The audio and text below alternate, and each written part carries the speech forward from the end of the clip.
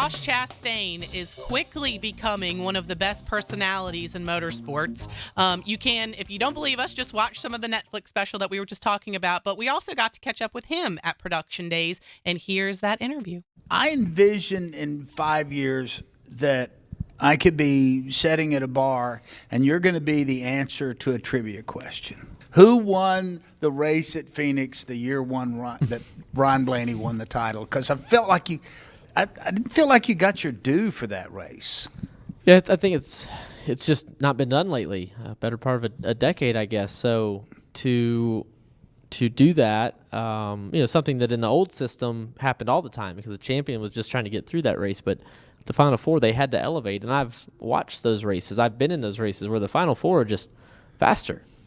And there was a moment in the race where Kevin and I were on the front row for a restart, and I was thinking how cool it was I was racing Kevin. I was thinking, no, just go get the lead. And then as I got the lead, I thought, wait a minute, me and Kevin are leading the Final Four. Like, what? We're going to fight for the win. And I hope so. I hope that it doesn't get lost in the shuffle. I hope it doesn't either. We were talking with Blaney earlier today, and he said you two got together and kind of joked about the fact that he flipped you off during the race. And he said, we're all good about that. Yeah, so. Absolutely. I mean, I couldn't tell what he was doing. I could just see the yellow glove come up. Like, I didn't know but I could tell, and you could see him in the car, like, you could tell the way he was driving. Like, he was driving hard, and I was driving as hard as I could, trying to stay in front of him. Look, me and Blaney go back over to 2013 racing at Brad's truck team. So we've done a lot together and had some good times and didn't always get to race each other as he moved up. It took me a little longer to get here. So it was good. And like you said before we went on the mics here, everybody's in a pretty good mood right now. He won the championship. Yeah. I won the race. Of course, in the media center, we were right outside on the red carpet. Like, of course, we're going to be in a good mood. We both won what we were looking to win ultimately. And, I was just surprised and pleasantly surprised that Victory Lane was ready for us. For 10 years, they haven't even had to do anything over there. They just go to the championship stage. So the track and NASCAR did a great job to host us in there. We took our sweet time, I'll tell you that. I didn't want to leave. Good for you. All right, so this, I don't feel, has been talked about enough, at least in the aftermath of the, this and that was going on. Who was the guy that was between you and Joey Logano in 2022? Did that thought cross your mind during the 23 finale? Absolutely. It crossed my mind every race since. Like, when I get around, guys that I feel like took advantage of me or this or that, a lot of times I forget. That one was a core memory. Like, there was a key block early in the last run at Phoenix in 2022 where if that was anybody else but a teammate of the 22 car, I go right by him, and he can't hold me off. He does, but the block he placed on me into turn 3 was legendary, and I got a lot of satisfaction out of doing it back to him. As you should have.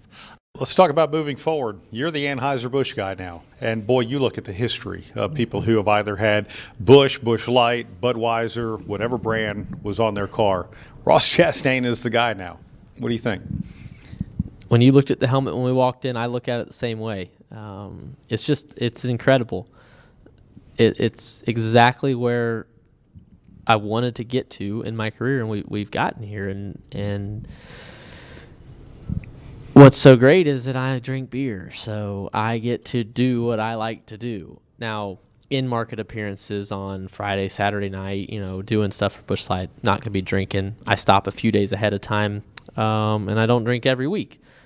I lived with Ron Hornaday for better part of about 8 months early on when I moved to Mooresville, and I wasn't 21, so I was his DD, and he taught me a lot and how he prepared and how he, it was later in his career, but he taught me a lot, and he would have honest conversations about, look, you're going to get to where you're 21 and you're still going to be racing NASCAR. And at the time I thought, I don't know if I'll make it to 21. Like, I might be back at the farm. And so I watched how he did it, and I've watched a lot of other drivers and how they go about having a normal life during the week and then being ready for the race. But I like drinking beer.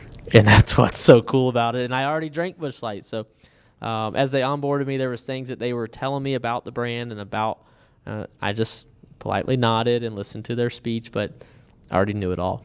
And already knew the pros and the cons of it, and love it. Love what I've got to meet, the people I've gotten to meet behind the brand. And then, we're going to see how this changes my life. I truly believe it will, and I'm excited for that. Ross, you've been at this game for a while now, and you've raced at all levels of it, where I'm sure it was just a task to get in the car and get to the track, whether it was the Xfinity Series or whatever you happen to be racing in. Does that make all of this now, the fact that you're, as Brad said, the Budweiser guy, you're racing for an elite team, you're winning NASCAR Cup Series races, does that make all this that much sweeter? It does. It does. I've came to these media days when we had one in Daytona when I was in the Xfinity Series, and I just drove in one day. My team didn't set anything up. They didn't know how to, didn't have it planned. I didn't have anybody to tell me how to do it. I just remembered the year before when it was, so I made a point to drive down the night before, got a hotel before the team got there, and walked in with my suit, which was last year's fire suit. And I'd left the shoes in the hauler, so I was in my boots. And I just walked into the Xfinity kind of side of when Xfinity guys would go in, and I waited till I saw it. And I just walked in, and, oh, we don't have you on the list, right? Like, oh, well, I'm running full. Yeah. And they're like, oh, yeah, come on in. We'll fit you in. And they fit me in all day long. And now to have the team around me, I do, it's indescribable how good it feels. And then to go with the on-track success, because at the end of the day, none of this matters if we don't perform on track. And we've been able to do that for 2 years now. That's pretty cool. I mean, it's really a great story.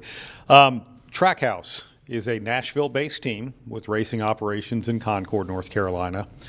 Last year at Nashville, it was like a light was shining from the heavens on your team all weekend long. Mm-hmm. I mean, it's almost like you couldn't have scripted a better weekend.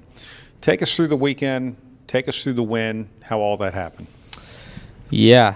Culmination of the year and the year before at Nashville and what we learned, and as we evolved with this Gen 7 car. But you're right. I mean, we unloaded, knew we were good.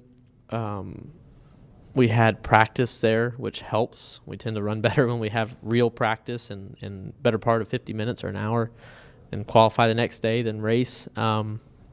So, yes, we knew Daniel and I were both fast. He got into some trouble and had to go to backup after qualifying. But two super fast cars and a race that, yes, we started on the pole, but we didn't lead the whole thing. We actually went back to around fourth and just kept working on it, and that sun went down, and it was like everything you dream of as a race car driver. I gained grip off turn 2 where I really needed it, and from there we were able to drive back to the lead and hold it at the end. And a night I'll never forget. Just the pole alone, just qualifying first, we've went fastest in round 1 half dozen times, 8 times. I don't know how many.